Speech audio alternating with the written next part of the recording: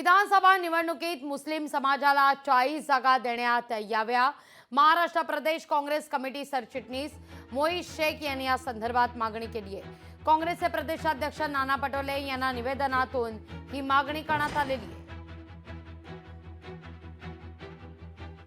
मुस्लिम समाजाला येणाऱ्या विधानसभेच्या निवडणुकीमध्ये 40 जागा द्यावं अशी आम्ही त्यांना विनंती केलेली आहे. आणि कशा पद्धतीने 40 जागा निवडून येतील याची सुद्धा त्यांना एक माहितीसुद्धा दिलेली आहे. आणि ती माहिती इलेक्शन कमिशनकडून आम्ही काढून त्यांना दिलेली आहे.